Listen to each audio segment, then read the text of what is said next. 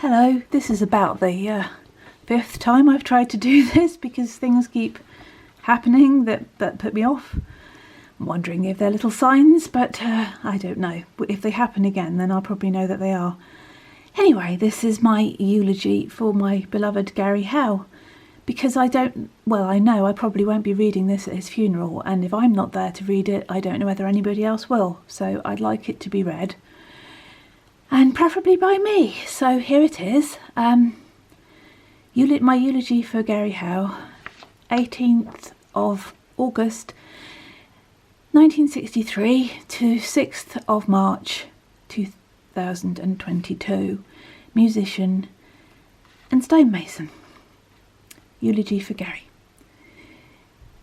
This is something I never wanted to do, and it breaks my heart even more to do it, but I have to honour my beloved Gary.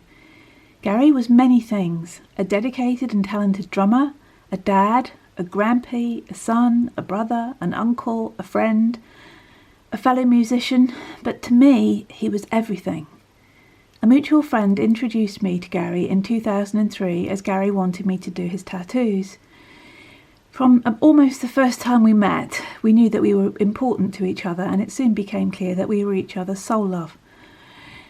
Kate Bush sang, "Every old sock meets an old shoe," and that was true for us. We were two sensitive, shy, unconventional people who became one.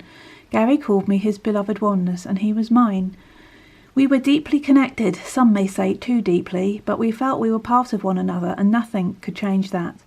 No matter what happened between us, and not all of it was good, that profound connection never changed. There was a pain when we were apart, a feeling of incompleteness and disconnection.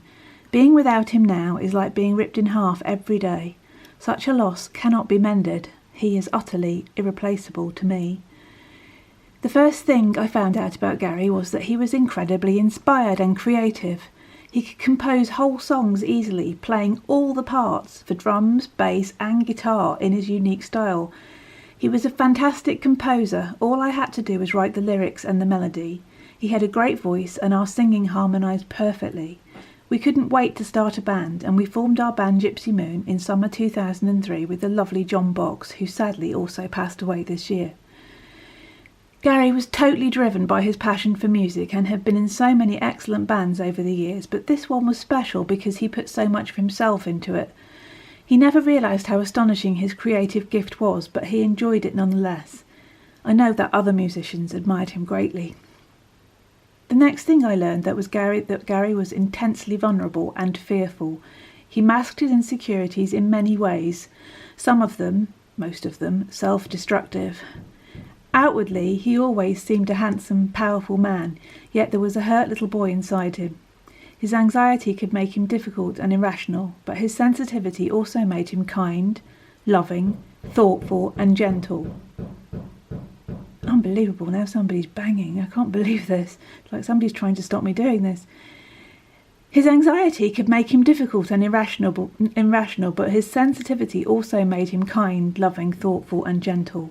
He was incredibly intuitive and had an innate intelligence, more so than anyone I'd ever met. Yet he never felt good enough, and no matter how much love was poured into him by myself or others, it was never enough to raise his self-esteem. This was so sad because he was very, very loved, and he was valued more than he knew. I remember the heroic Gary who jumped in the moat at Wells Cathedral to save a drowning baby bird, not realising how deep the moat was. The patient Gary who drove me anywhere I needed to go and never complained. The supportive Gary who helped me with my own fears, even though I must have been very irritating. The gentle Gary who cared for me when I had yet another migraine. The incredibly funny Gary who made me laugh so hard I had tears rolling down my face, literally clutching my sides, begging him to stop. He was naturally hilarious, so good at mimicry and also at caricatures. I saw the determined Gary who kept on walking to lose the weight that his medication had caused him to gain. Even with the arthritis in his knee, he kept walking with me in the places he loved, and those times were so special to us. I remember the obsessive Gary who couldn't stop making crop circles and who helped to create some amazing land art. He was so fast he was nicknamed the locomotive. I remember the intrepid Gary who took me flying in a light aircraft. The loving Gary who made me feel beautiful and precious. the stylish Gary who was such an individual, and the dedicated Gary who practiced the drums and kept writing songs right until the end. He was amazing, and he was the world to me. Gary never wanted to let anyone down. He hated the idea of hurting anyone or anything, but if he did, it was usually because his insecurities had got the better of him. He had such a big heart, but a gut full of fear. I know that if he hurt anyone, it wasn't through malice or lack of care. It was just because he was going through his own inner turmoil. Or he'd tried to please too many people at once, which got him into terrible tangles. He was never a saint, but for me he shone like the sun, and he always will. The tragedy of this isn't that my soul love was so young when he passed away, but that he was happy. He had grandsons on the way, and for us, after a year of trying, we had finally worked out a way where we could live together again in the southwest. In a matter of months we would have been settled in a new life. We were so close to our dream. The last time I saw him we were speaking of marriage and how we would do it and when. We were just looking forward to being together again in a place we loved. All we wanted was a little happiness after going through so much struggle and loss. Our health was not good, and we had no idea how long we had left, but Gary said he wanted to spend to his last heartbeat with me. It's cruel that we were denied another chance at a wonderful life, supporting each other until the end. Everyone here today at the funeral has someone to go back to, a spouse or partner, children and grandchildren, parents, siblings or other close family. I have none of those things. I just had Gary, my soul love, my oneness. Without him I am lost, desolate and bereft. Gary took the light with him. I love him all that is and always will. Gary gave me meaning and made me whole. I want to thank him for everything, for the laughter, the companionship, the music, and for the deep love we shared. Until we meet again, my beloved, your broken poppy. 2 hearts beating, into the starlit night, no more shadows, you're my love and light. From Ashes, a love song for Poppy Palin by Gary Howe. Right, that was it. I'm sorry that it was disturbed by knocking. The previous 5 attempts that I've made at this were disturbed by other noises.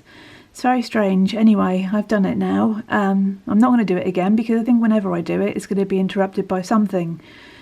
Whether that's coming from another place or it's just a coincidental annoyance, I don't know. Anyway, I just wanted that to be recorded. I'm going to not have comments on for this because there are people who would leave horrible comments, I think, underneath, and I don't know whether it's fair to ask everybody else to continually be checking the comments, to be removing vindictive and nasty comments that might be put there.